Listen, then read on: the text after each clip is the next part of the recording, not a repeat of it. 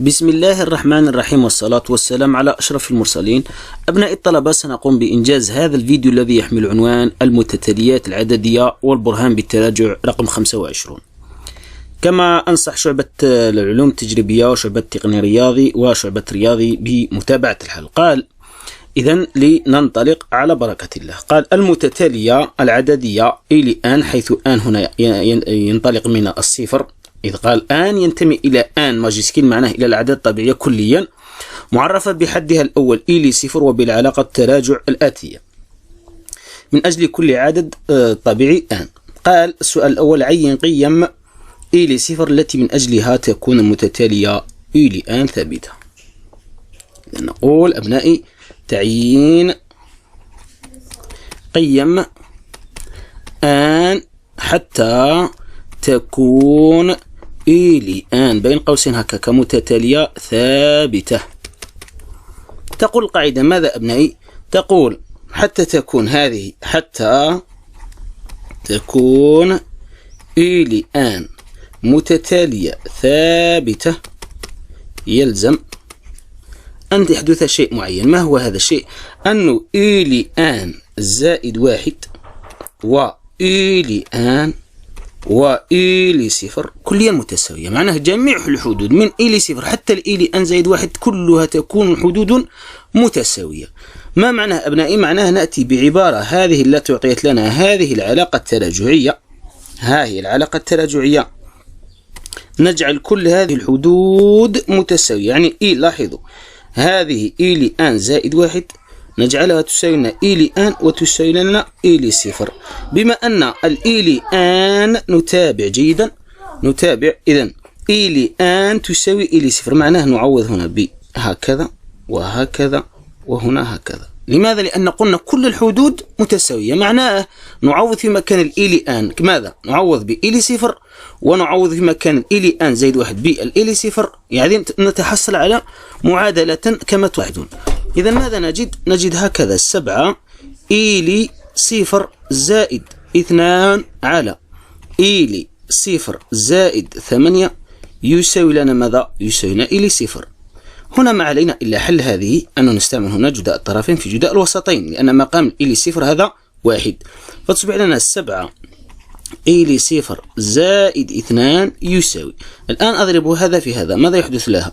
يحدث لها إلى صفر مربع زائد 8 إلى صفر. لم أفعل شيء أبنائي، إنما جعل جداء الطرفين في جداء الوسطين فقط وأكملت الحساب. ماذا ينتج؟ ينتج هذا الشيء، سوف نجعلها معادلة صفرية. بما أننا نحن لا نبحث عن الإشارة إنما نبحث عن المعادلة فقط، عن الحلول، يمكن أن ننقل هذه من هنا أو هذه من هنا. إذا ماذا ينتج يا أبنائي؟ ينتج لنا هكذا، ننقل هذه الحدود إلى هذا الطرف، لأن قلت لا نحتاج إلى الإشارة. تابعوا، تصبح لنا إلى صفر مربع زائد 8 إلى صفر ناقص 7 إلى صفر ناقص 2 يساوي صفر. تصبح لنا كم؟ تصبح لنا إلى صفر مربع زائد إلى صفر، لأن 7 ناقص 8 ناقص 7 هي 1 ناقص 2 يساوي صفر. إنها عبارة من الدرجة الثانية، والدليل على ذلك لاحظوا هنا مباشرة نفكر في شيء اسمه المميز. ب مربع، ها هو البي أبنائي اللي هو الواحد، إذا تصبح لنا 1 مربع ناقص 4 في الآ، ها هو الآ اللي هو كم؟ هو 1 في سي اللي هو ناقص 2. يصبح لنا ماذا أبنائي؟ يصبح لنا دالتا يساوي لنا كم؟ يساوي لنا 9. أي ماذا؟ أي أن جذر دالتا يصبح يساوي لنا ماذا؟ يصبح يساوي لنا 3. إذن هذه المعادلة أو العبارة لها جذران، يصبح لنا إلى صفر لواحد هكذا، إلى صفر لواحد سميته واحد هكذا يساوي لنا ناقص بي. البي قلنا ها هو أبنائي حتى تلاحظوا ذلك، ها هي العبارة التي نقوم بحلها، ها هو البي اللي هو واحد، يصبح لنا ناقص واحد ناقص جذر دالتا على 2 الآ، ها هو أبنائي اللي هو واحد. إذن تعطينا كم هنا؟ تصبح لنا ناقص 4 على 2 هي ناقص 2. إذن إلى صفر لواحد يساوي لنا كم؟ يساوي لنا ناقص 2. عفوا قلت يساوي لنا ناقص 2. نأتي كذلك إلى القيمة الثانية. كذلك هنا نأتي بالجذر الثاني اللي هو إلى صفر ل2 يساوي لنا ناقص ب اللي هو البي هو هنا واحد، تصبح لنا ناقص واحد زائد جذر دالتا على 2 معناها على 2 يصبح لنا إي لصفر. تابعوا جيدا. إذا قلت يساوي لنا إي لصفر لواحد يساوي لنا 2 على 2 ويساوي لنا كم؟ يساوي لنا 1. إذا إي لصفر لواحد تساوي لنا كم؟ 1. إذا قيم، نقول قيم إي لي، لاحظوا إي لصفر بحيث إي لآن متتالية ثابتة هي ماذا هي أبناء القيم؟ هي الناقص 2 وماذا؟ والواحد، بهذه البساطة فقط. معناه لو نعوض بالإيلي صفر والإيلي واحد وإيلي قلت بالواحد والناقص 2 سوف نجد قيمها ثابتة هذه المتتالية فقط. لو قال مثلا هذه المتتالية انطلقت من إيلي واحد، قال هنا عين قيم إيلي واحد التي نفسها نضع هنا ونضع كل القيم تساوي لنا 1 وهنا 1 وهنا 1 وهنا 1 ونحل المعادلة فقط. الآن بعدما أكملنا مع هذا التمرين أبناء، مع هذا السؤال أبناء، نأتي إلى السؤال الذي جاء بعده. قال الآن هو قام بتثبيت الإيلي صفر. قال إيلي صفر الآن أنا من أعطيها هي تساوي الصفر. قال أحسب إيلي واحد وإيلي 2. إذا نأتي هنا ونقول حساب إيلي واحد. هنا لحساب إيلي واحد أبنائي نأتي دائما إلى تلك العبارة التراجعية. ها هي العبارة التراجعية. تابعوا الآن الأمر جد جد جد بسيط أبنائي. قال هو إيلي كم؟ 1. كم نعطي الآن هنا في هذا الموضع حتى أتحصل على الواحد؟ لما أجمع هذه القيمة أجد 1 أكيد أعطي لها 0 وأعطي لها هنا كم؟ 0، لأن الآن أخذ 0 وهنا 0. فماذا ينتج أبنائي؟ يصبح يساوي لنا، يصبح لنا إيلي، لاحظوا اجمعوا هذا مع هذا كم؟ 1 يساوي 7 إيلي صفر. ها هي الإيلي صفر كم؟ هي 0. يصبح لنا 7 في 0 زائد 2 على 0 زائد 8 تساوي لنا 2 على 8 نقسم على 2 تصبح لنا 1 على 4. إذا تذكروا أن إيلي واحد يساوي لنا ربع فقط. نأتي الآن إلى إيلي 2 بنفس الخطة. كم نعطي الآن حتى أتحصل على 2؟ أكيد أعطي له هنا 1 حتى لما أجمع هذا مع هذا نتابع جيدا. إذا نعوض أبنائي بماذا؟ هنا ب1 وهنا ب1. فماذا نتحصل أبنائي؟ نتحصل على إيلي 2 يساوي 7 في إيلي 1. الآن إيلي 1 ها هي، لهذا تسمى متتالية تراجعية، يعني لا يمكن أن تحسب حدا إلا إذا كان عندك الحد الذي قبله، ترجع إلى الوراء. إذا لهذا سميت تراجعية. إذا هنا نعوض ب4 بربع زائد 2 وهنا بربع زائد 8. نفكر الآن في شيء اسمه توحيد المقام. نوحد هنا المقام، تصبح لنا هنا 4 وهنا نضرب هكذا تصبح 8 وهنا ماذا؟ وهنا 4 وهنا 32. فماذا نجد يا أبنائي؟ نجد هكذا، نجد 7 على ماذا؟ زائد 8 على 4 لأن المقام أصبح موحد، وهنا 1 زائد 32 الكل على 4 تصبح تساوي لنا ماذا؟ تساوي لنا 15 على 4 الكل على ماذا؟ على 2 على 33 على 4 تساوي بقاعدة الكسور الأول 15 على 4 والثاني ينقلب تصبح لنا 4 على 33، فيذهب هذا مع هذا فتصبح لنا 15 على 33. هذه هي إيلي 2 فقط. الآن أبنائي بعدما أكملنا مع هذا السؤال اللي هو حساب هذا الحدين، نأتي الآن إلى السؤال الآخر اللي هو ثم أثبت أنه من أجل كل عدد طبيعي آن فإن.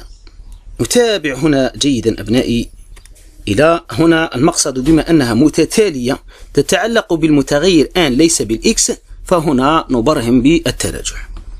نقول إثبات إذن أو نعم إثبات بالتراجع، لأن أمر متعلق بالمتتاليات. لما تجد إثبات في المتتاليات هنا تستعمل البرهان بالتراجع. إثبات بالتراجع أن ماذا؟ أن إي لآن محصور ما بين الواحد والصفر. أولا ننطلق من بداية التراجع. ماذا تقول بداية التراجع؟ من أجل أن أول قيمة أخذها هو الصفر. ماذا نقول؟ إي لصفر كم عندنا؟ إي لصفر تساوي لنا كم أبنائي؟ تساوي لنا الصفر. هل هذا الصفر لو وضعناه في هذا الموضع يبقى محقق؟ نعم. أي ماذا؟ أي أن صفر ما زال محصور ما بين الواحد والصفر، إلا أنه لو كانت هنا أكبر تماما لا تحقق، لكن هو قال أكبر أو تساوي، فكل شيء أكبر أو يساوي نفسه أو أصغر أو يساوي نفسه. الآن إذا ماذا نقول؟ نقول بي لي صفر من أجل الصفر معناه كيف هي محققة. هذا الأمر الأول. الأمر الثاني اللي هو ثانيا، إذا قلنا هذا الأول اللي هو مرحلة التأكد، مرحلة ثانية ونفرض أن ماذا؟ أن القضية بي لآن كيف هي محققة من أجل ماذا؟ من أجل آن. أي ماذا؟ أي أن إي هذا الشيء الذي نفرضه أن الإي لآن محصورة ما بين الواحد أبنائي وماذا؟ والصفر. نأتي إلى المرحلة الحاسمة اللي هي الصح كما نقول الصح في هذا البرهان بالتراجع، هي ونبرهن صحة ماذا؟ صحة القضية بي لآن زائد واحد، أنها كيف هي؟ أنها محققة من أجل، لاحظوا أبنائي، من أجل آن زائد واحد. أي سوف نفسر أي نبين أن إي لآن زائد واحد محصورة ما بين الواحد ماذا؟ والصفر. يعني ما علينا إلا إثبات أن هذه القيمة كيف هي محصورة ما بين الواحد والصفر. تابعوا جيدا، هنا أبنائي عندنا عدة خطط لإثبات ذلك، ففيه خطط توصلنا إلى البرهان وفيه خطط لا توصلنا، إن حاولنا وحاولنا فلا نصل. لهذا سوف نعطي الخطط التي توصلنا والخطط التي لا توصلنا لا توصلنا. تابعوا جيدا. إذا نحن قلنا ماذا؟ هنا للبرهان على هذه، معناها هذه يجب أن نثبتها أنها محصورة ما بين الواحد والصفر. أولا ننطلق دائما، تقول القاعدة ننطلق من الفرضية. إذا لدينا من الفرضية ماذا؟ لدينا أن إي لآن محصورة ما بين الواحد والصفر. الكثير من الطلبة يا أبنائي يأتوا إلى هذه العبارة ويريدون أن يقومون بحصرها. ما معناه؟ سوف نجرب هل نصل أم لا، لأن هذا هو المعتاد، أن سوف نقوم بعملية الحصر نقطة بنقطة حتى نصل أنها محصورة ما بين الواحد والصفر. تعالوا إذا نحصر الآن. ما رأيكم أن نقوم بحصر ماذا؟ بحصر البسط. فتصبح لنا 7 إي لآن محصورة، من هنا نضرب في 7 كذلك، يعني من هنا كذلك نضرب في 7. ماذا نتحصل؟ تحصل من هنا على 7، ومن هنا ماذا نتحصل لما نضرب هذه في 7؟ تصبح لنا صفر، تبقى كذلك صفر. ماذا ينقص يا أبناء؟ ينقص لنا الاثنان. تصبح لنا 7 إي لآن زائد 2، ومن هنا كم تصبح يا أبنائي؟ تصبح لنا 9، ومن هنا كم يا أبنائي؟ أضفنا الاثنان تصبح لنا 2. هذا البسط. الآن نأتي إلى المقام. فيه يا أبنائي من يأتي ويقول نقسم على. لا يجوز، لا يوجد في الحصر القسمة ولا يوجد الناقص، يوجد الجمع والضرب فقط فيما شيء يسمى الحصر. تابعوا جيدا. ماذا نقول؟ نعود كذلك إلى المقام ونريد حصره، ونريد هل هذه الطريقة توصلنا أم لا. نقول أن إي لآن قلنا أنها محصورة أبنائي ما بين الواحد ماذا؟ والصفر. ماذا ينقصنا؟ ينقصنا 8. نضيف هنا 8 ونضيف من هنا 8 ونضيف من هنا 8 ونلاحظ، فتصبح لنا إي لآن زائد 8 محصورة ما بين 9 ماذا؟ و8. الآن يقول أحدكم يا أستاذ هل الآن ما علينا إلا بالضرب بالعلاقتان أو بقسمة إذا قلنا هذه علاقة 1 وهذه علاقة 2، نقول بقسمة 1 على 2. هذا لا يجوز أبنائي في الحصر. معناه وتقول أنها سوف نجعل هذا على هذا وهذا على هذا وهذا على هذا. هذا غير موجود في الحصر حتى تطبقوه. الآن تابعوا جيدا. ما رأيكم أبنائي لو نضرب هذا في المرافق؟ أو قلت في المرافق سوف نقلبه. لما نقلبه فتصبح لنا هكذا. أعذروني على بعض المصطلحات. هكذا أبنائي. فتصبح لنا قاعدة المقلوب أن هذا من يأتي إلى هنا تصبح لنا هنا 1 وهنا 8، وهذا يأتي إلى هنا معناه تصبح هنا 9 وهنا 1، وهذا من يأتي إلى هذا الموضع تصبح لنا إلي آن زائد 8. الآن يجوز أن نضرب ما بين، إذا سمينا، تابعوا جيدا، إذا سمينا هذه 2، هذه سميتها العلاقة 2 وهذه العلاقة 1، يجوز الضرب. تعالوا نضرب ونلاحظ هل نصل إلى المطلوب أم لا. نضرب هذه في هذه، كم تصبح؟ تصبح لنا 9 على 8، وهنا ماذا؟ ونضرب هذه في هذه، يعني البسط في البسط والمقام في المقام حتى تلاحظوا ذلك. فتصبح لنا 7 إلي آن زائد 2 على إلي آن زائد 8. ومن هنا ماذا نجد 2، إذن هذا في هذا نجد له 2 على 9. يا أبنائي هل تحققت المتباينة أم لا؟ ها هو الأمر.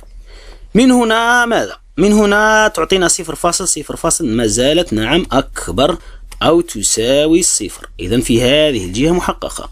نأتي الآن إلى هذه الجهة، كم؟ هي 1، إذن 9 على 8 هي 1 فاصل، هي 1 فاصل يا أبنائي، ونحن نريدها أن تكون ماذا؟ أصغر من ماذا؟ أصغر من 1. ولمن أصغر معنى هذه القيمة.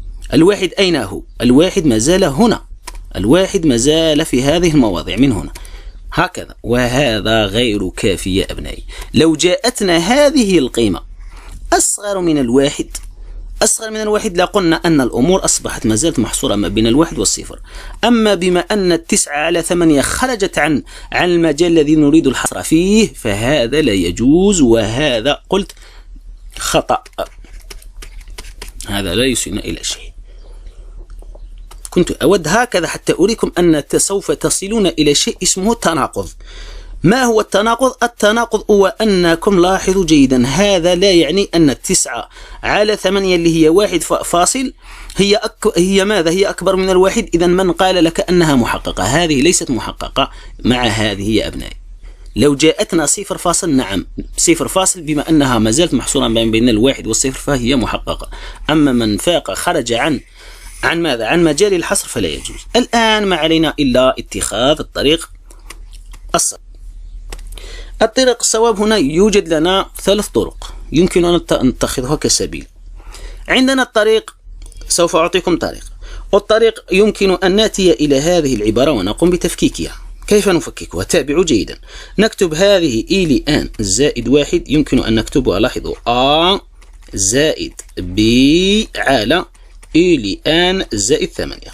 نجعلها هنا، سوف نطبق خواص المقلوب درستموها في السنة الأولى. هذه الإلي آن يمكن كتابتها على هذا الشكل. تعالوا نوحد هنا المقام، ولاحظوا بأعينكم ما هو المقام المشترك. إذا ضربنا هذا في هذا ماذا تصبح؟ تصبح لنا A في إلي آن زائد 8 زائد، انظروا، زائد B على إلي آن زائد 8. لم أفعل شيء، إنما أوحد المقام. فتصبح لنا إلي آن زائد 1 يساوي ماذا؟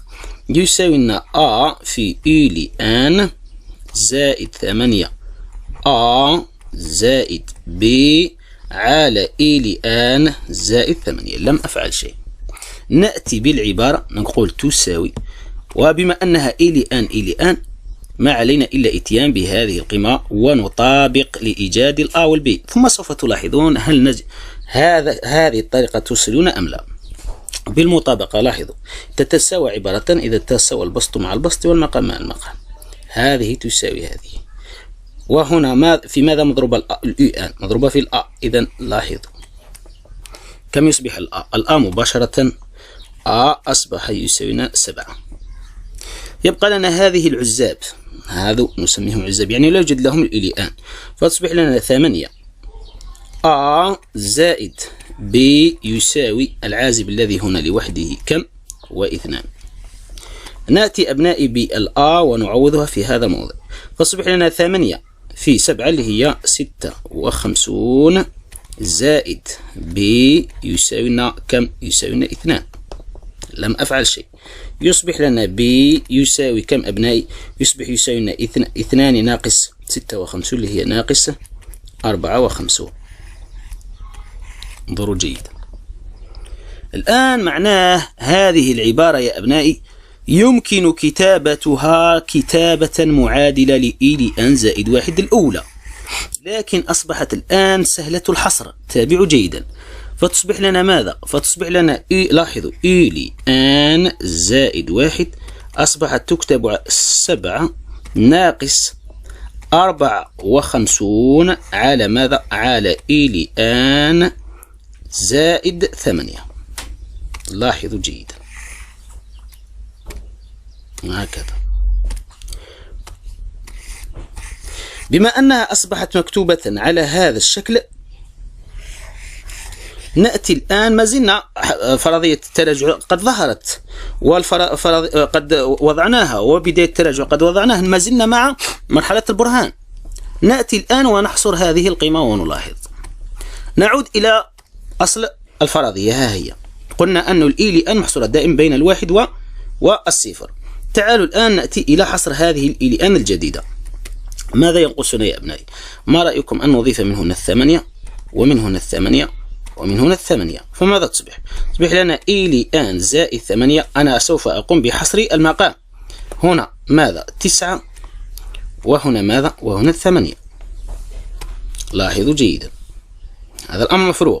تعالوا الآن نقلبه، نجعل قاعدة المقلوب هكذا. قاعدة المقلوب سوف نحترم المقلوب. هنا تصبح لنا إي لأن زائد 8، إلا أن هذا يصبح من هنا ويصبح هذا من هنا. هذه قاعدة المقلوب. وهنا 9. ماذا ينقصنا يا أبنائي؟ ينقصنا ناقص 54. سوف نضرب في الناقص ونقلب المتباينة. قلت نضرب في ناقص ونقلب المتباينة كليا. تابعوا جيدا. تصبح لنا هكذا وهكذا. لاحظوا نقطة بنقطة أبنائي هكذا.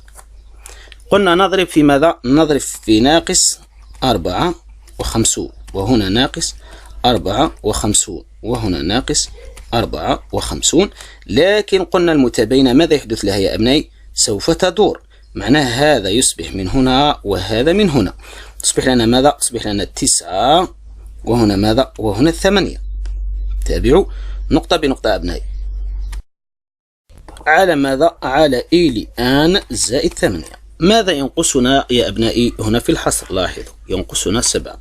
نضيف من هنا 7 ونضيف من هنا 7 ونضيف من هنا 7 ونلاحظ هل تحقق المراد أم لا. هذه ما هي يا أبنائي؟ هذه ما هي؟ هي إي لأن زائد 1. ركزوا. وقلنا دائما يجب أن نجدها محصورة ما بين 0 و1. فتصبح لنا إي لأن زائد 1.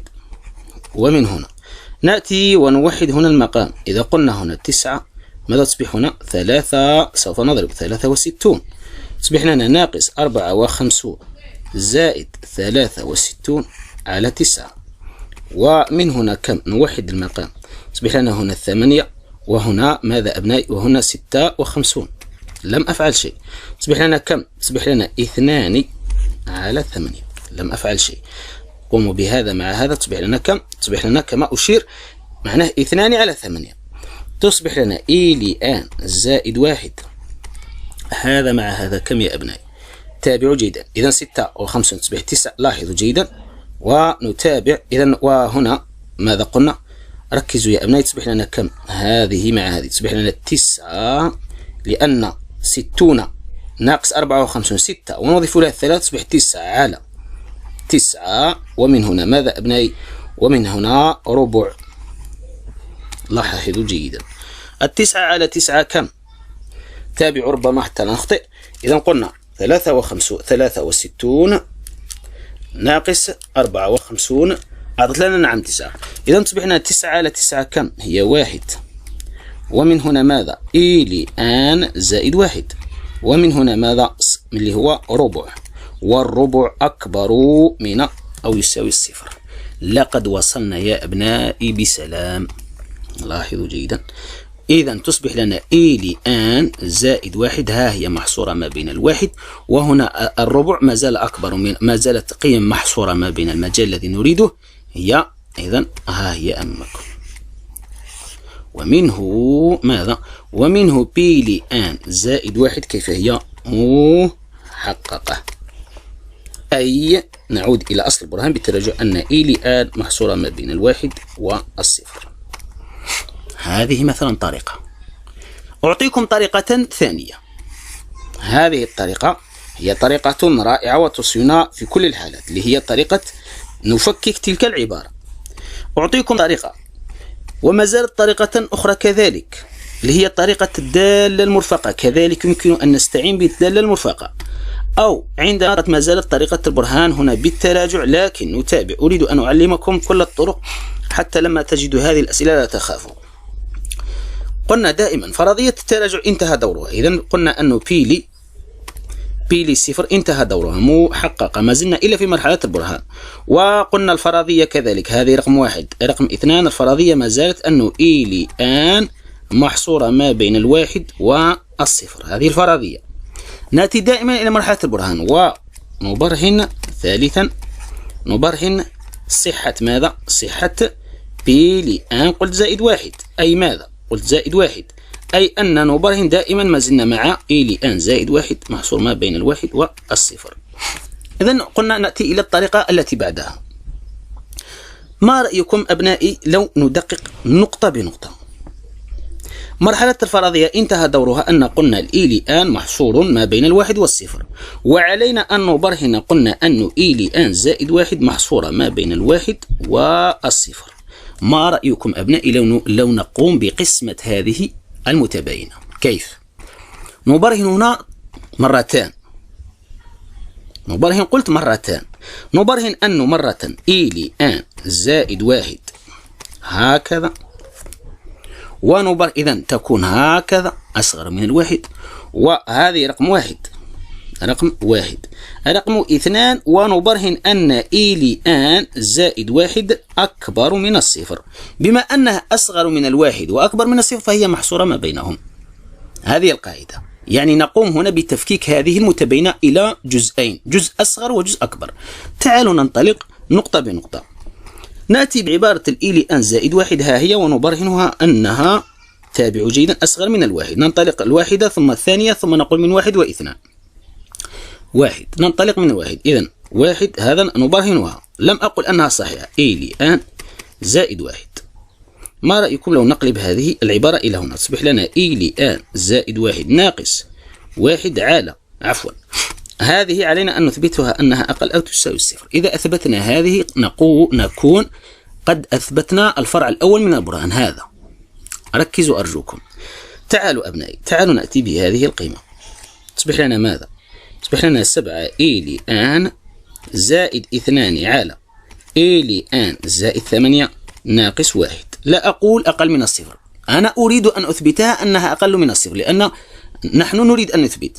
تعالوا نوحد هنا المقام. إذا وحدنا هكذا المقام تصبح لنا هنا إي لآن زائد 8، وهنا تصبح لنا ماذا؟ إي لآن زائد 8 تساوي، نوحد هكذا المقام، تصبح لنا 7 إي لآن زائد 2 ناقص إي لآن ناقص 8، لأن هذا الناقص يدخل على الكسر كله، على إي لآن زائد 8.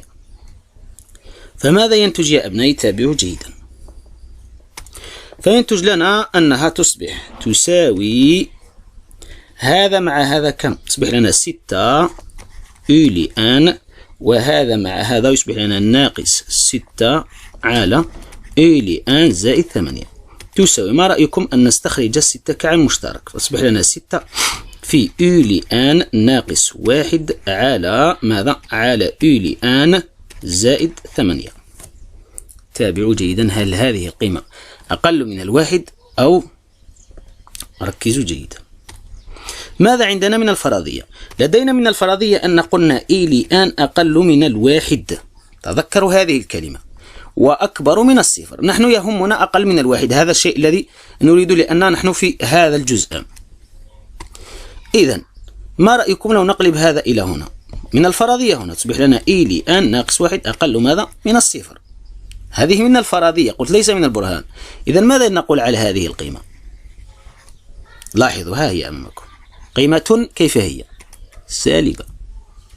والستة كيف هو؟ قيمة موجبة. والإي لآن من الفرضية ركزوا أنها قيمة موجبة. لماذا؟ لأن قلنا من الفرضية أن إي لآن هكذا أكبر من الصفر. إذا نحتاج أنها إي لآن كيف هي؟ أكبر من الصفر. انظروا هذه الفرضية ليست أنا، هذه أكبر من الصفر ونزيد لها 8. ماذا يصبح المقام؟ موجب. إذا سالب في موجب على موجب تصبح لنا أقل أو تساوي الصفر. إذا ماذا تصبح؟ تصبح أنه إي لآن زائد 1 أقل من ماذا؟ من الواحد. ها قد برهنتها. برهنت يعني إشارة الفرق هذا أنها أقل من الصفر. إذا هذا 1 محقق. بقي لنا الفرع الثاني اللي هو هذا. تعالوا نثبته أنه محقق. تعالوا يا أبنائي لاحظوا جيدا. سوف آتيكم بعبارة الإي لآن زائد 1 نتركها تتبعنا لأننا نحتاجها. تابعوا جيدا. إذا تصبح لنا ماذا؟ سوف نبرهن أن إي لآن زائد 1 أكبر أو تساوي الصفر. ما علينا الآن أبنائي إلا أن نقول 7 إي لآن زائد 2 على إي لآن زائد 8. نبرهنها هل أكبر من الصفر. نثبتها أنها هكذا. لدينا إي لآن كيف هي؟ قلنا أن الإي لآن من الفرضية أنها محصورة ما بين الواحد والصفر. ما معناه؟ معناه هذا كيف هو؟ موجب. إذن ونزيد له 7 موجب، ونزيد له نضربه في 7 موجب، ونزيد له 2 موجب. تصبح لنا 7 إي لآن زائد 2 قيمة موجبة. وعندنا إي لآن زائد 8 كذلك ما زالت قيمة موجبة. الموجب على الموجب نحن مع الصفر، احذروا ليس مع أعداد أخرى. موجب على موجب بقسمة هذا على هذا، أو نضع هنا المقلوب. لا، مهما كان تبقى لنا القيمة هذه موجبة. يقول أحدكم كيف حتى وأصبحت هنا. لاحظوا إي لآن زائد 8 تصبح ما زالت قيمة موجبة لا تنقلب. إذا بضرب هذه في هذه ماذا يحدث؟ يحدث لنا 7 إي لآن زائد 2 على إي لآن زائد 8 قيمة موجبة. إذا ماذا عندنا؟ وضعنا أن إي لآن زائد 1 قيمة موجبة. ماذا نقول أبنائي الآن؟ لاحظوا ماذا أقول. أقول من 1 و2 نجد أن هي من 1 و2 أن إي لآن زائد 1 محصورة ما بين الواحد والصفر بهذه البساطة. هذه طريقة ثانية ورائعة. دائما لا تنسوا أن فرضنا التراجع انتهى دوره. إذا نقول وفي الأخير ماذا؟ إذا بي لآن زائد 1 محققة، أي أن إي لآن هذا البرهان النهائي محصور ما بين الواحد والصفر بكل بساطة يا أبنائي فقط. يبقى لنا الجواب الثالث، يعني الطريقة الثالثة. هناك الدالة المرفقة. إذا أعطي لكم هنا في العبارة في الأول يعطي لكم f لx، يعطينا هنا يعطينا دالة مرفقة، يقول لتكون f لإي لآن تساوي ماذا؟ تساوي لنا إي لآن زائد 1. هنا نستعمل الدالة المرفقة، والدالة المرفقة عليكم أن تدرسوها وتراعوا هذا المجال وتجدها متزايدة. تدخل آف من هنا ومن هنا فتجدون الجواب أنه صحيح بهذه البساطة، وهو موجود على قناتنا في اليوتيوب من الألف إلى الياء. نأتي الآن إلى الجزء الذي بعده. قال أدرس اتجاه تغير المتتالية إلى الآن. نقول لدراسة اتجاه تغير إلى الآن هنا بين قوسين ندرس إشارة الفرق بين إي لآن زائد 1 ناقص إي لآن مع مراعاة هذا المجال الذي تتغير فيه المتتالية. تعالوا يا أبنائي نقول إي لآن زائد 1 ناقص إي لآن تساوي لنا 7 إي لآن زائد 2 على إي لآن زائد 8 ناقص إي لآن. لم أفعل شيء. سوف مباشرة نفكر في شيء اسمه توحيد المقام. إذا تصبح لنا إي لآن زائد 8 وهنا ماذا؟ وهنا إي لآن زائد 8. لم أفعل شيء. تصبح هنا نوحد هكذا المقام ونكمل المسير رويدا رويدا. تصبح تساوي لنا أولي آن زائد 8، وهنا تصبح لنا 7 أولي آن زائد 2، ثم هذا في هذا كم؟ ناقص أولي آن مربع، والناقص هذا تصبح لنا ناقص أولي آن مربع، ثم هذا في هذا 8 أولي آن، والناقص تصبح لنا ناقص 8 أولي آن. ركزوا أرجوكم نقطة بنقطة أبنائي حتى تتعلموا. تصبح تساوي لنا ماذا؟ تساوي لنا ناقص أولي آن مربع، وهذا مع هذا يصبح لنا ناقص ماذا؟ ناقص أولي آن مع 7 ناقص 8 زائد ماذا؟ زائد 2 على أولي آن زائد 8. نأتي الآن، لا تنسوا قلت هذا المجال الذي برهناه بالتراجع، هذا علينا أن نحترمه. تابعوا جيدا، هنا قلنا ندرس إشارة الفرق. نأتي أولا إلى المقام، هو الأول. لدينا أن الإيلي آن محصورة ما بين ماذا؟ ما بين هكذا، ما معناه أكبر من الصفر، لا يهمنا أنها نحتاج الأكبر من الصفر، لا نحتاج البقية الأخرى، لأن إشارة نربطها مع الصفر هكذا. لو نضيف من هنا 8 ونضيف من هنا 8 فتصبح من هنا 8 ومن هنا إيلي آن زائد 8، إذن وهذه قيمة موجبة تماما. إذن المقام لا نتعب عقولنا مع المقام، إنه قيمة موجبة تماما. يبقى لنا المشكل مع ماذا؟ المشكل مع البسط. البسط معادلة عبارة من الدرجة الثانية، علينا أن نبحث عن جذورها. إذن نقول نبحث عن جذور البسط إن وجدت، اللي هي ما هو البسط هنا أبنائي؟ هو ناقص أولي آن مربع ناقص أولي آن زائد ماذا؟ زائد 2. نفكر في شيء اسمه دالتا. دالتا يساوي ب مربع ناقص 4 في A في C. نتابع جيدا. إذن ماذا ينتج يا أبنائي؟ ينتج لنا دالتا يساوي لنا البي، ها هو اللي هو الناقص 1، لما نربعه يصبح لنا 1 ناقص 4 في الأ ناقص 1 في السي اللي هو 2، وتصبح تساوي لنا 9. إذن جذر دالتا أبنائي كم؟ اللي هو 3. يصبح لنا أولي آن لواحد يساوي ناقص بي، البي هو الناقص 1 يصبح لنا 1 ناقص جذر دالتا على 2 في أ، الأ هو الناقص 1 يصبح لنا على ناقص 2، فتصبح لنا ماذا؟ ناقص 2 على عفوا هنا الناقص، نعتذر وضعت الناقص قبل، نعتذر هكذا. إذا قلت ناقص 2 على ناقص 2 تصبح لنا كم؟ 1. إذا الجذر الأول هو إيلي 1 يساوي لنا كم؟ ليس إيلي 1، نعتذر، إيلي آن لواحد، إيلي آن لواحد يساوي لنا كم؟ يساوي لنا 1. نأتي الآن إلى إيلي آن ل2 يساوي لنا ناقص ب زائد جذر دالتا على 2 أ، الأ هو الناقص 1 في 2، تصبح لنا إيلي آن ل2 تساوي لنا 4 على ناقص 2 وتساوي لنا ناقص 2. كم وجدنا من جذر؟ وجدنا 2. لاحظوا ماذا تقول قاعدة درستموها في السنة الأولى ثانوي، كيفية تحليل عبارة لها جذران، نعلم لها جذران.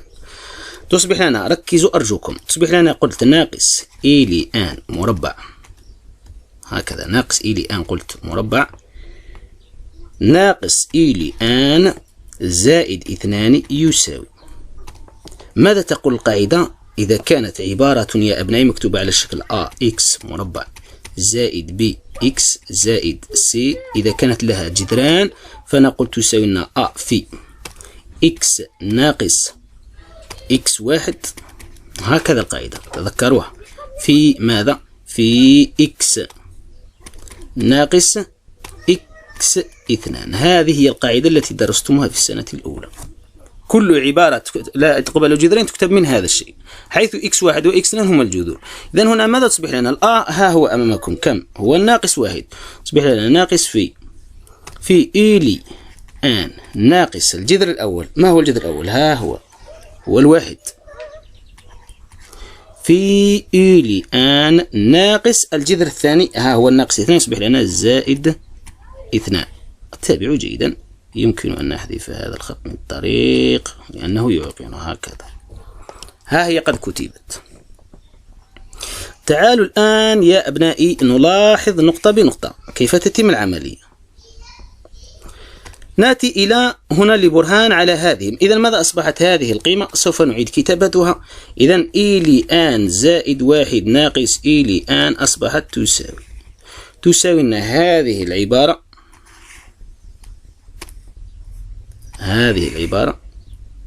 على المقام اللي هو إي لآن زائد 8. المقام تحدثنا معه أنه موجب تماما لا جدال في ذلك. نأتي الآن إلى البسط. عندنا هذه القيمة، انظروا إليها جيدا. هذه القيمة إي لآن كيف هي؟ قيمة موجبة، ونضيف لها الاثنان كيف تصبح قيمة موجبة تماما.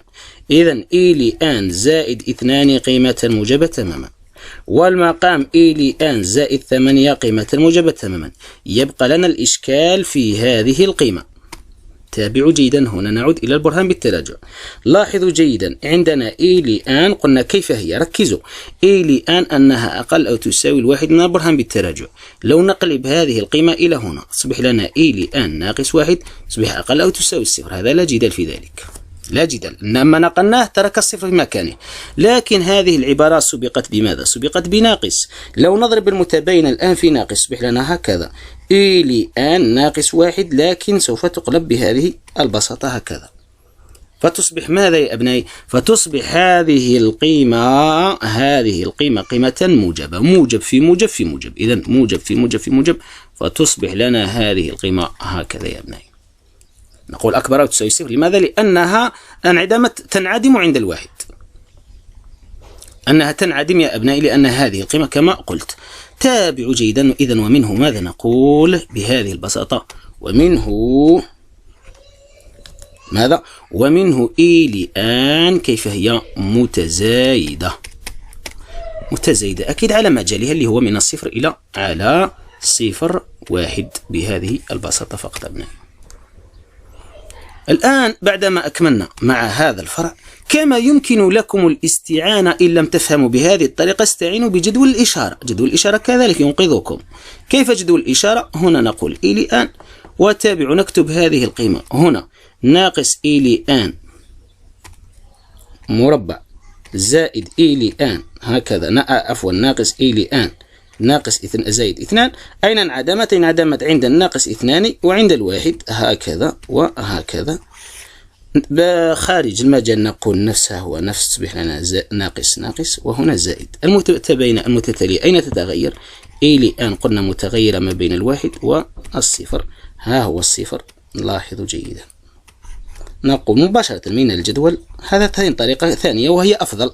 نقول من الجدول نلاحظ أن إي لآن كيف هي؟ متزايدة بهذه البساطة، لأن لاحظوا المجال الذي التغير فيه المتتالية هو نفسه هذا، فيه الزائد يعني متزايدة فقط. هذه مثلا طريقة أفضل، لكن أنا أود دائما أن أعطيكم كل الطرق حتى يكون الفيديو شامل للجميع. تابعوا جيدا الآن أبنائي، نكمل مع بقية السؤال. قال ادرس اتجاه التغير. قلنا أنها كيف هي؟ إنها متزايدة. نأتي إلى السؤال الذي بعده. قال ادرس تقارب متتالية. إذن دراسة تقارب إي لآن. هنا فيه كلمات تحفظ فقط. نقول بما أن إي لآن متتالية كيف هي؟ متزايدة وماذا؟ ومحدودة من الأعلى بالعدد. ها هي يا أبنائي، ربما تقول من أين يأتي بهذه المعطيات؟ ها هو، هي متزايدة ومحدودة من الأسفل الأعلى. يقول أحدكم يا أستاذ هي محدودة من الأسفل ومن الأعلى. يا أبنائي إذا كانت متزايدة اذهبوا إلى الذي فوقها، إذا كانت متناقصة قولوا محدودة من الأسفل. أما تقولون هنا محدودة من الأعلى والأسفل هذا لا يهمكم. يهمكم متزايدة تبحثون على الأعلى، متناقصة ابحثوا عن الأسفل. هنا نقول محدودة من الأعلى بالعدد واحد، الذي يهمنا الواحد. إذن تقول قاعدة فهي متقاربة نحو نهاية اسمها آل. كل متتالية متزايدة ومحدودة بالأعلى فهي متقاربة، ومتناقصة ومحدودة بالأسفل فهي متقاربة، أما غير ذلك لا أعلم. الآن قال ثم قال احسب نهايته. نقول حساب نهاية أو لآن. بكل بساطة نقول هنا تقول قاعدة بما أن أو لآن كيف هي؟ انظروا متقاربة، هكذا تقول قاعدة. فإن تابعوا جيدا، فإن ماذا؟ فإن ليميت، هكذا ليميت أو لآن زائد واحد تساوي ليميت أو لآن تساوي لنا آل، حيث آن هنا دائما بدون أن نذكره هو أكيد يذهب إلى الزائد لأنه عدد طبيعي. آل هكذا آل. ما علينا الآن أبنائي إلا إتيان بهذه القيمة، وفي كل مكان من الإي لآن نضع آل فقط. أن هي من قالت هذا إي لآن يساوي آل. نضع هنا آل، لاحظوا جيدا حتى تفهموا أبنائي. نضع هنا آل، ها هي الآل، ونضع هنا آل، ونضع هنا آل فقط. فتصبح لنا ماذا؟ فتصبح لنا 7 آل زائد 2 على آل زائد 8 يساوي آل، جداء الطرفين في جداء الوسطين. فتصبح لنا ماذا؟ فتصبح لنا 7 آل زائد 2 تساوي لنا آل مربع زائد 8 آل. نأتي ونجعلها هكذا، تصبح لنا ناقص آل مربع ناقص آل زائد 2 يساوي 0. لكن هذه ألا تتذكرون أنها قمنا بحلها الآن يا أبنائي في هذا الفرع؟ نعم قمنا بحلها. ما هم حلولها يا أبنائي؟ حلولها آل واحد وجدناه هو الواحد، وآل 2 وجدناه كم؟ هو الناقص 2. إذا هذا مرفوض. لماذا؟ لأنه أصلا لا ينتمي إلى المجال، لأن إي لآن محصورة ما بين ماذا؟ ما بين الواحد والصفر. إذا ها هي النهاية. ومنه ليميت إي لآن لما آن يؤول إلى الزائد ما لا نهاية وجدناها تساوي 1 بهذه البساطة المطلقة فقط. الآن بعد يقول أحدكم لكن لما لم تحسب هذه؟ يا أبنائي قمنا بالحساب، لا داعي لي كل مرة تقومون بحسابها، تقول لهم قد حسبت من قبل فقط. نأتي الآن إلى الفرع الثاني. قال لتكن المتتالية العددية في لآن المعرفة كما يلي. قال أثبت أن المتتالية في لآن هندسية. إذا نقول إثبات أن في لآن متتالية هندسية. ماذا تقول القاعدة أبنائي؟ تقول تكون في لآن متتالية هندسية، هذه هي الشرط، إذا وفقط. إذا حدث هذا الشيء أنه في لآن زائد 1 تساوي لنا ماذا؟ تساوي لنا في لآن في شيء اسمه كي. هذه هي ماذا تقول القاعدة؟ أنه في لآن زائد 1 يساوي لنا في لآن في كي. ما معناه؟ معناه علينا أن نجد هذه القيمة اللي هي في لآن مضروبة في عدد حقيقي. إذا وجدنا هذا الشيء فنقول على أن المتتالية متتالية هندسية. تعالوا ننطلق على بركة الله نقطة بنقطة من في لآن زائد 1. تصبح لنا في لآن زائد 1 تساوي، ركزوا أرجوكم هنا نقطة بنقطة كي نثبت ذلك. ها هي في لآن، لكن هنا نضع 1 وهنا 1 وهنا 1 حتى تفهموا ماذا ينتج. ينتج هكذا، يصبح لنا إي لآن زائد 1 زائد 2 على إي لآن زائد 1 ناقص 1. لم أفعل شيء. تصبح لنا ماذا؟ تصبح لنا في لآن زائد 1 تساوي هكذا. نأتي الآن أبنائي بعبارة الإي لآن زائد 1، ها هي أمامكم، نعوضها هنا ونضيف زائد 2 ونعوضها هنا في كما موجود ونضيف ناقص 1. لم أفعل شيء. ها هي إي لآن، ها هي إي لآن، عوضت فقط لم أفعل شيء. الآن نفكر في شيء اسمه أكيد توحيد المقام. تعالوا نوحد المقام، ودائما يجب أن نصل إلى هذا التعريف. تصبح لنا ماذا؟ تصبح لنا في لآن زائد 1 يساوي، نضع خط كسر هكذا ونوحد المقام. أكيد المقام مشترك هو إي لآن زائد 8 في البسط وفي المقام. إذا نضع خط كسر هكذا ونضع خط كسر هكذا حتى لا تختلط أمورنا. تصبح لنا ماذا أبنائي؟ تصبح لنا 7 إي لآن زائد 2 ونضرب هذا في هذا، ماذا يصبح؟ يصبح زائد 2 إي لآن زائد 16. لم أفعل شيء، نشرت. على ماذا؟ على إي لآن زائد 8. الآن في المقام نفس الشيء، تصبح لنا 7 إي لآن زائد 2 ونضرب هذا في هذا، تصبح لنا ناقص إي لآن الناقص 8 على ماذا؟ على إي لآن زائد 8. بقاعدة كسر على كسر أكيد هذا ينقلب فيذهب هذا مباشرة مع هذا، بقاعدة الكسر فقط، لا تقول من أين ذهب. كسر على كسر إذا كان لهما نفس المقام فيذهب. مثلا أعطيكم مثال، لاحظوا جيدا، A على B و C على B يساوي لنا A على B على B في ماذا؟ في C على في B على C، فيذهب هذا مع هذا. لاحظوا ماذا يبقى بقاعدة المقلوب حتى لا تقولوا يا أبنائي من أين يأتي بهذه الأفكار. تصبح، نكمل هنا الحساب هكذا، تصبح ماذا يا أبنائي؟ تصبح لنا هذا مع هذا كم؟ عفوا، تصبح لنا هذا مع هذا كم؟ تصبح لنا 9 إي لآن، وهذا مع هذا كم؟ 18 هكذا، وهذا مع هذا كم؟ تصبح لنا 6 إي لآن، وهذا مع هذا كم؟ ناقص 6. أما هذا فقد قلنا قد ذهب بقاعدة الاختزال. الآن ماذا تلاحظون لو نأتي دائما في لآن ها هي؟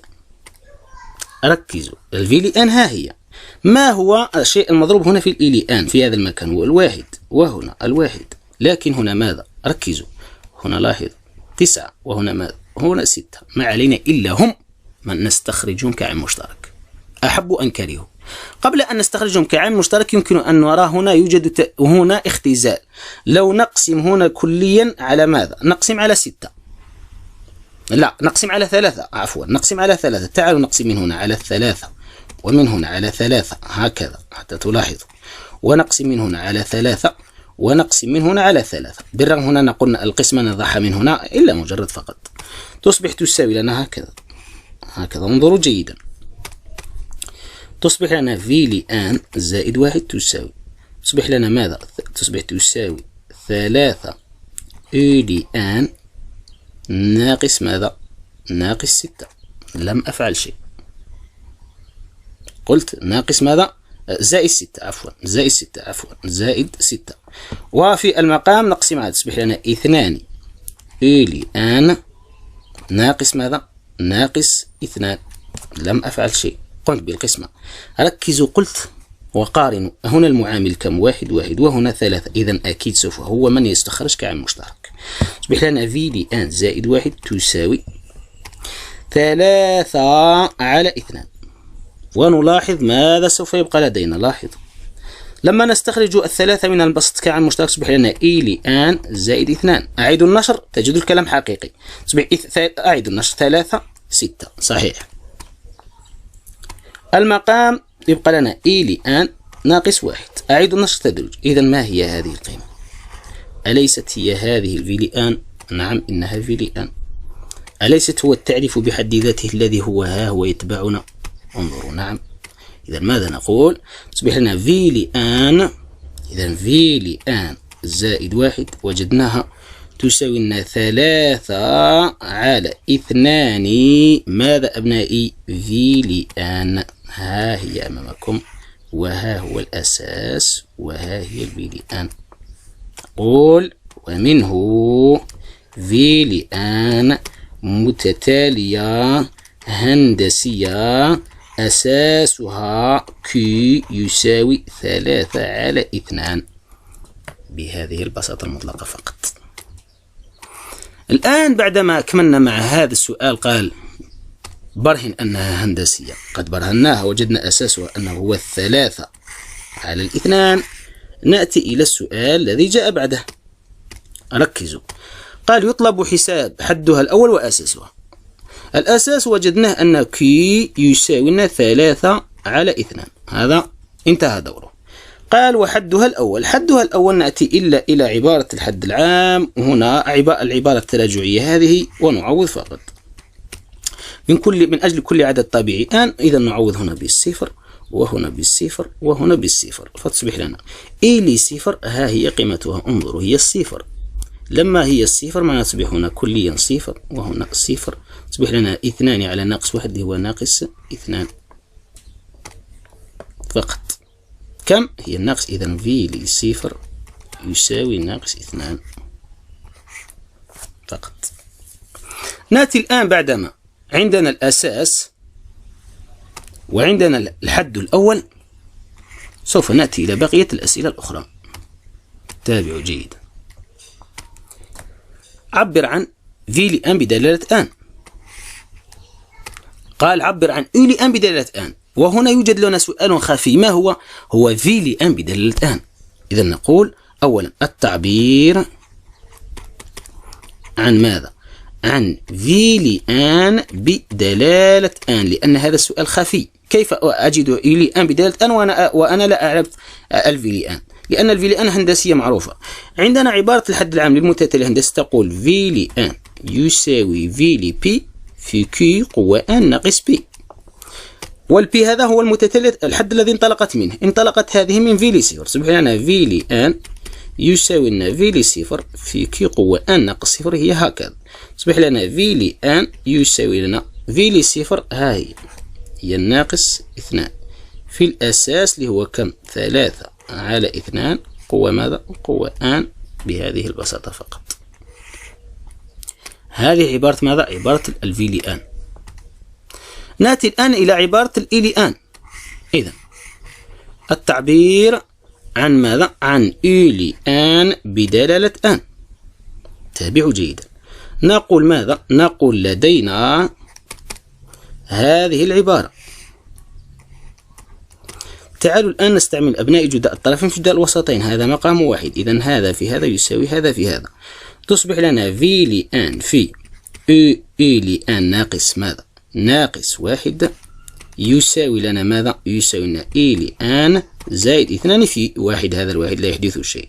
تعالوا ننشر، تصبح لنا في لآن إي لآن ناقص في لآن، ونقلب هذا إلى هنا ناقص إي لآن يساوي لنا 2. لم أفعل شيء، نشرت ونقلت.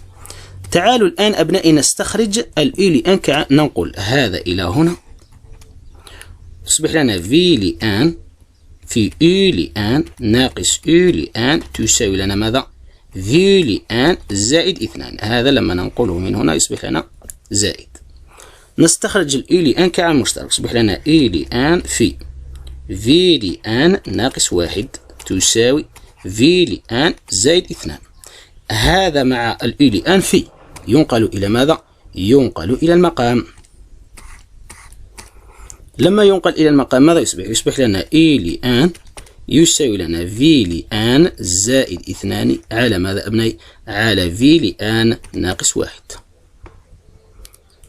لكن نحن عندنا الفي لآن ها هي قيمتها، نأتي بها ونعوضها هنا ونعوضها هنا. ماذا ينتج يا أبنائي؟ ينتج أنه تصبح لنا العبارة هي إي لآن تساوي لنا، هاي العبارة عفوا هكذا. تابعوا معي أبنائي نقطة بنقطة حتى تتعلم. إذا نكتب الآن هنا ناقص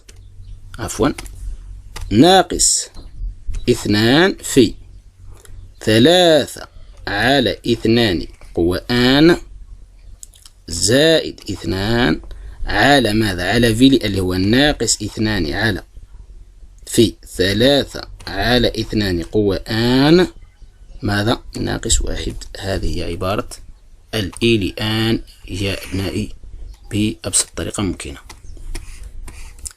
الآن ثم قال أحسب نهاية، يعني طريقة ثانية لحساب نهاية يا أبنائي ماذا؟ نهاية الإي لآن، يعني يريد أن يتحقق مرتان من نهاية هذه المتتالية.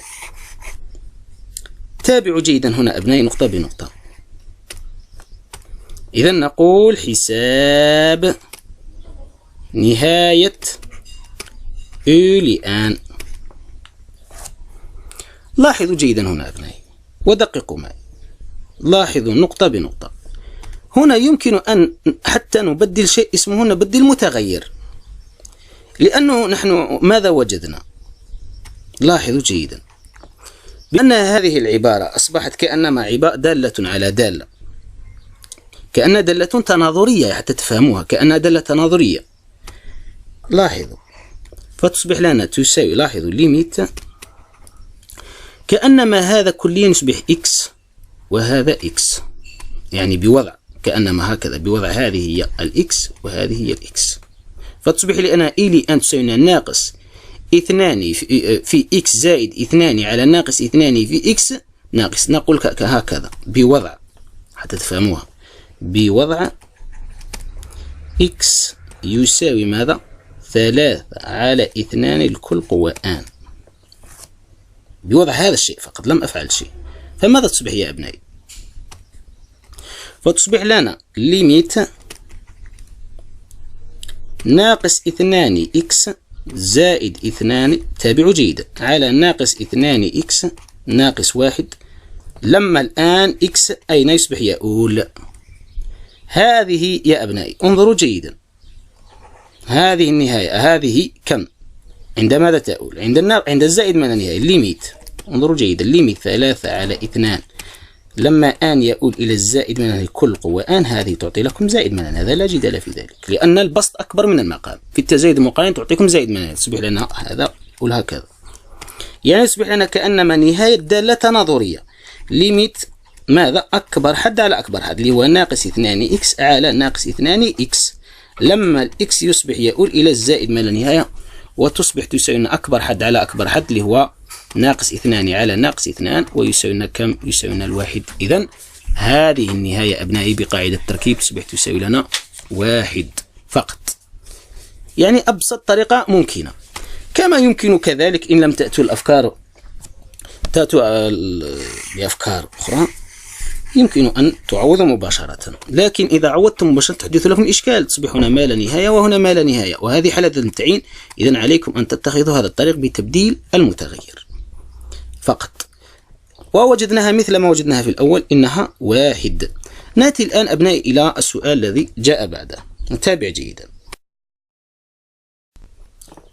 قال احسب كلا من أس آن وبي آن. إذن حساب أس آن. أس آن هذا أكيد هو مجموع لمتتالية هندسية، لأن الفي هي الهندسية. مجموع المتتالية الهندسية ماذا تقول قاعدته؟ تقول أس آن يساوي الحد الأول للمجموع اللي هو في لصفر، كم وجدناه؟ ناقص 2 في الأساس قوة عدد الحدود الدليل الكبير ناقص الدليل الصغير زائد 1. هنا الناقص 1 وهنا الأساس ناقص 1. يصبح لنا أس آن يساوي ناقص 2 في 3 على 2 الكل قوة آن زائد 1، لأن آن ناقص 0 هو آن زائد 1، آن زائد 1 ناقص، ويمكن هنا نوحد المقام، هنا 2 وهنا 2، فتصبح لنا ماذا؟ تصبح لنا ثلث، تصبح لنا 1 على أو نصف، تصبح لنا 3 ناقص 2 على 2، تصبح لنا 1 على 2. إذن 1 على 2 تصبح لنا هكذا 1 على 2، فيقلب، فبقاعدة المقلوب أنه يصبح هنا كم؟ 4. ومن هنا يذهب كل شيء يا أبنائي هكذا، ونضع هنا هكذا القوس، هذا هو المجموع، هو ناقص 4 نفتح قوس كما تلاحظون فقط. نأتي الآن إلى الجداء. الجداء فيه طلبة كثيرون يخافونه، هو وتلك من نسميه المربعات. لما تجدوا مثلا في صفر مربع زائد، كلها فكرة واحدة وهي موجودة على قناتي في اليوتيوب. اكتبوا جداء ومجموع حدود متتالية سوف تجد الأستاذ نور الدين. تابعوا جيدا إلى هذا المجموع، إلى هذا الجداء يا ابنائي. هذا الجداء أو تلك المربعات أو تلك المقلوبات هي كليا لها خطة واحدة، أن تقوم بشيء واحد هو كتابة جميع الحدود بدالة الحد الأول والأساس. معنا أولا نستغيث بعبارة الحد العام اللي هي في لآن يساوي في لبي في كي قوة آن ناقص بي. لاحظوا جيدا. أو كذلك بما أنها تنطلق هنا من ماذا؟ من الصفر، تصبح لنا ماذا؟ تصبح لنا في لآن يساوي في لصفر في كي قوة آن ناقص صفر. هذه العلاقة هي المنقذ الوحيد لهذا الجداءات والمربعات التي تعطى لنا في التمارين. هكذا ركزوا أرجوكم. الفي لصفر ماذا يساوي؟ يصبح هنا صفر وهنا صفر، فيصبح لنا ماذا؟ يصبح لنا في لصفر يساوي في لصفر، لأن كي قوة صفر هي واحد. الآن نأتي إلى في لواحد، انظروا جيدا حتى تروا بأمنا. في لواحد عوضوا هنا بواحد وعوضوا هنا بواحد، ماذا يصبح؟ يصبح في لواحد يساوي في لصفر في كي قوة واحد.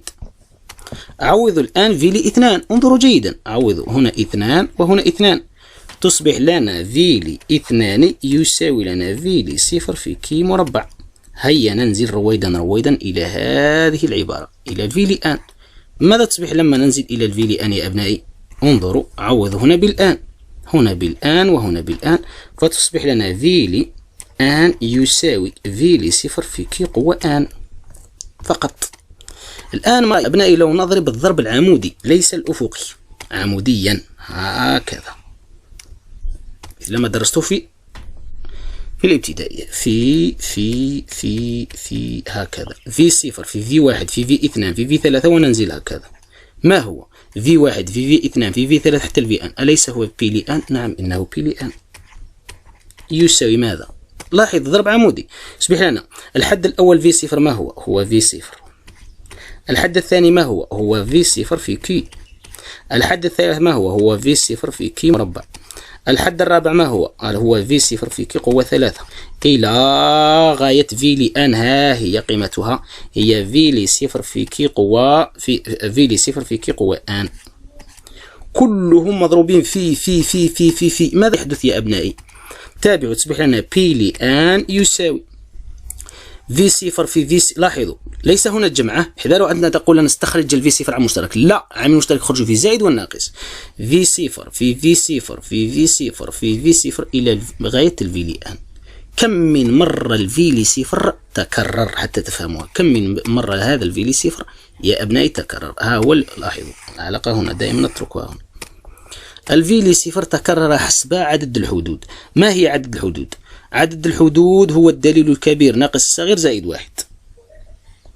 إذن قلت تصبح لنا في لصفر دليل الكبير كم؟ آن ناقص الصغير وتضيفنا واحد دائما. هذا هو عدد التي تكرر بها الفي لصفر، معنى 10 في 10 في 10 في 10 اجمعوا الأسس. كم تكررت هذه العشرة؟ تكررت آن زائد واحد. إذن تصبح لنا في لصفر قوة آن زائد واحد. هذا الأول. في ماذا يبقى لدينا؟ يبقى لدينا انظروا كي في كي مربع في كي مكعب في كي قوة 4 إلى غاية كي قوة آن. انظروا جيدا. تصبح لنا ماذا أبنائي؟ تصبح لنا بي لآن يساوي الفي لصفر وجدناه هو الناقص 2 الكل قوة ماذا أبنائي؟ إذا قلنا وجدناه ناقص الكل قوة آن زائد واحد. في لاحظوا جيدا، عندكم هذه القاعدة 10 في 10 مربع في 10 مكعب في إلى 10 قوة آن. ماذا كنا نقول؟ نقول جمع الأسس. يصبح لنا 10 قوة 1 زائد 2 زائد 3 إلى غاية آن. هنا كذلك يصبح لنا كي قوة ماذا؟ قوة 1 زائد 2 زائد 3 زائد إلى غاية آن. ها هي سوف تنشأ متتالية في الأس. هنا عند الكي حسابية أساسها كم؟ لاحظوا كم تزيد، انظروا هنا 4 زائد 5 كم تزيد؟ تزيد لنا بواحد. يصبح لنا بي لآن يساوي ناقص 2 قوة آن زائد 1 في كي اللي هو 3 على 2 قوة عدد حدود متتابعة لمتتالية حسابية. تقول الدليل الكبير عدد الحدود، الدليل الكبير ناقص الصغير زائد 1 على 2 في الحد الأول للمجموع ها هو زائد الحد الأخير للمجموع ها هو. هكذا أبنائي تصبح ماذا يصبح لنا؟ يصبح لنا بي لآن يساوي ناقص 2 كل قوة آن زائد 1 في 3 على 2. هذا ذهب مع هذا، قوة ماذا؟ قوة آن على 2 في آن زائد 1. هكذا يا أبنائي، ها قد وجدنا هذا الجداء بهذه البساطة المطلقة فقط. ها قد أكملنا يا أبنائي، إلا أنه قلنا أن الفيلي حدها كم؟ قلنا هو الناقص، ها هو أمامكم الفيلي صفر هو الناقص 2 حتى لا تقولوا من أين جاء بهذه، والأساس هو 3 على 2. هكذا أبنائي قد أنهينا هذا التمرين الرائع. وفي الأخير أرجوكم ألا تنسوا بالدعاء لنا بالصحة والعافية والترحم على روح أمي الطاهرة. جزاكم الله خيرا. وزوروا موقعنا اللي هو صفحة الفيسبوك للأستاذ نور الدين ليصلكم جديدنا باستمرار. وللاستفادة من الفيزياء عليكم بقناة المولاي عمار. والسلام عليكم ورحمة الله تعالى وبركاته.